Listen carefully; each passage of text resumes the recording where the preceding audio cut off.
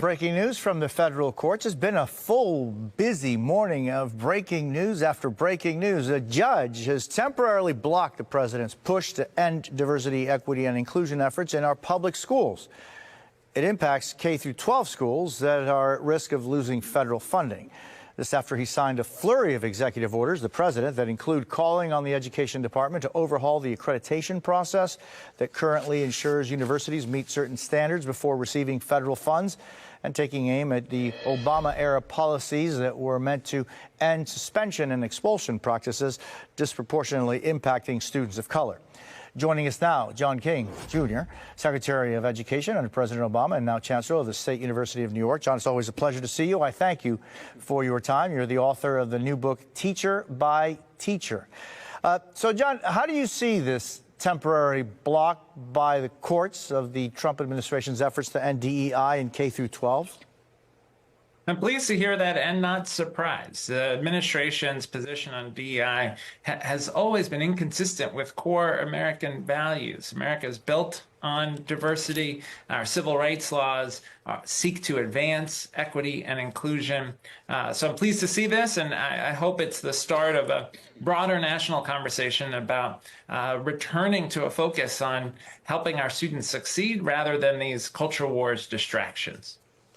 But is it a culture war distraction to focus in on not DEI as a principle, but how it has been instituted in the different ways by the federal government, in specifically the Department of Education, which the president wants to shut down? Look, there's always a useful conversation to have about making sure that we implement any initiative well. The Obama-era efforts around discipline reform were really designed to ensure that Black students, Latino students were not being disproportionately suspended from school. It was an effort to make sure that rules weren't in place that might unfairly target students of color. For example, rules around hairstyles that might be designed in ways that were discriminatory towards students of color. I'm proud of that work that we did in the Obama administration, and I think the current administration's attack on those efforts is disingenuous. The different programs, John, I'm just thinking that no child left behind, and then what came when you were there. These different programs focused on things that are different than the, as you call it, the culture war discussions that we're seeing. That's exactly right. Look, from 1980 to 2017, if you look at the progress that was made, you see that the gap in performance between Black and Latino students and white students was closing steadily during that period. That ended during that first Trump administration. You saw efforts at improvement stall out because there was a shift in focus to culture wars issues. And then, of course, we had COVID. And today, student performance is below where it was before COVID. We ought to be having an urgent conversation about how we help our students catch up in reading and math, help them get to school. We have so many students who are chronically absent. But instead, the administration is focused on these culture wars issues. And, John, when it comes to those executive orders, the issue of college accreditors, what is the significance of them being targeted, and what specifically do they do? You know, the administration's approach really was to attack two things. One was, again, to continue this attack on diversity, equity, and inclusion, to somehow imply that colleges and universities were only trying to help students feel included because of the accreditors. Obviously, that's not right. Diversity, equity, and inclusion work is core to what we do in higher education. But the second, more... Governor, when you look at some of the targeting that would probably lose in the long run, like the law firms, we didn't get an initial case because some of the first law firms settled, and that was the first news. Now I just quoted from a proceeding where judges seem very skeptical of government power being used to target firms this way. What does that tell you about the nature of the pushback? Because we've heard about picking the right battles and Democrats saying, well, are they only advocating for this or that detainee versus fighting everything because that's the only way you'll find out what sticks. Look, what we've learned is that courage is contagious. Somebody's got to go first, and there is an overwhelming sentiment in this country that people are tired of Trump's chaos and corruption and increased costs. They just need a spark, and we're seeing these sparks now. And I have to tell you, the most heartening thing to me is in the last couple of weeks, and I've been banging the drum on this for several weeks now, of law firms are standing up and are surrounding Perkins Coie with a wall of resistance. Colleges are standing up. 150 colleges signed a letter the other day. My college, University of Washington Faculty Senate, just passed an initiative saying we're going to stand up in sort of a NATO Big Ten. So the Big Ten conference, we hope is going to be in a NATO-like all for one.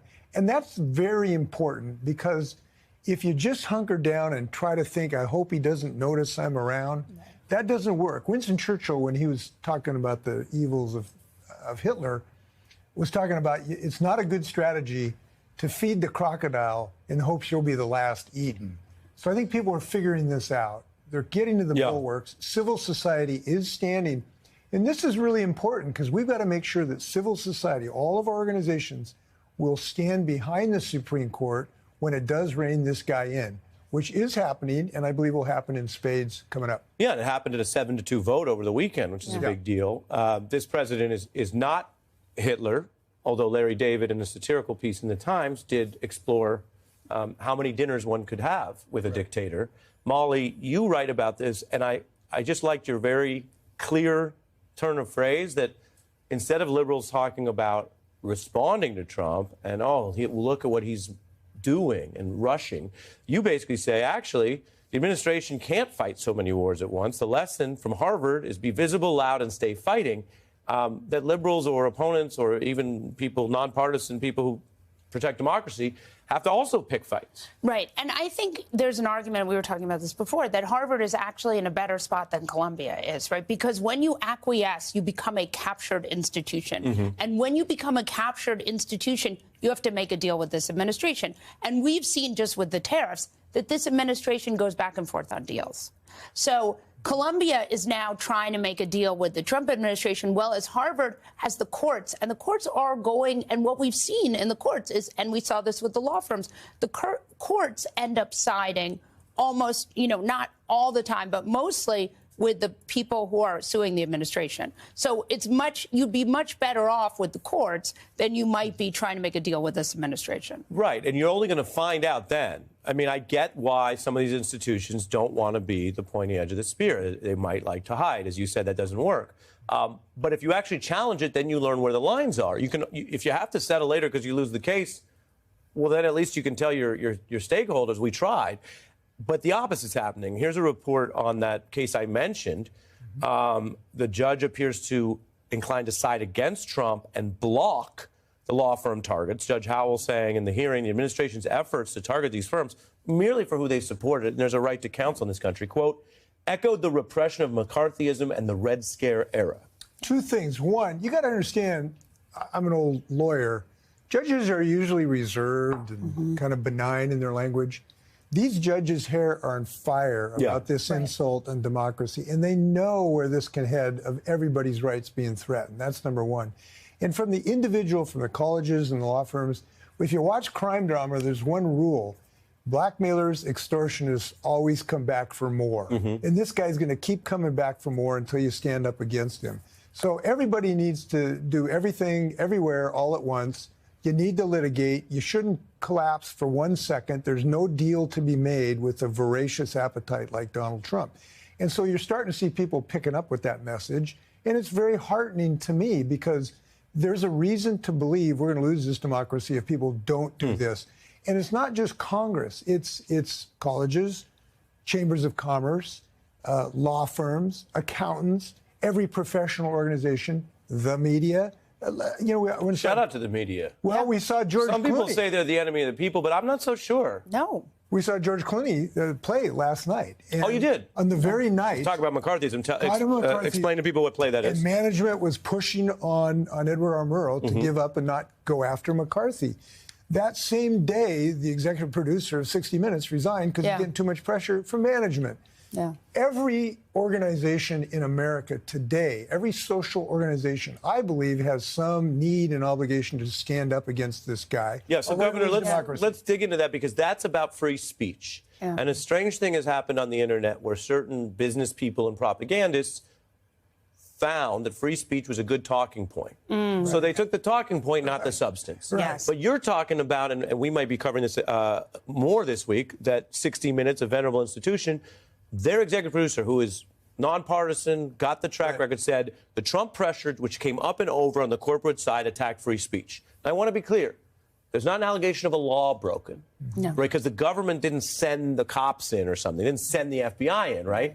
But the free speech principles that journalists in 60 Minutes and others back were so compromised, says the 60 Minutes leader who resigned, by those Trump corporate efforts. So my question to you, as someone who's been a big Democrat, run a state, do Democrats need to get back on the free speech bandwagon? Have they almost lost the branding on this to business people? You know, I'm whether you call it free speech or whether you say, look, we're paying our taxes, so there's one thing we ought to expect every president: just follow the damn law. Right. That's what our attorney general said. That's all we're asking here. That may resonate more. Follow the damn law, respect my rights, we follow the Constitution and your oath. Either you call it free speech or just quit abusing me as a totalitarian. Either one works for me. But the point is, this executive, the way our system is set up, they have so many levers if they want to be evil to pull, and they're pulling almost all of them. Yeah. He's taking big legal defeats, and he's blaming everybody but himself. He is going to blame his lawyers. He is going to blame the other side's lawyers. He is going to blame the judges. And guys, he is going to even blame his own side of the judges.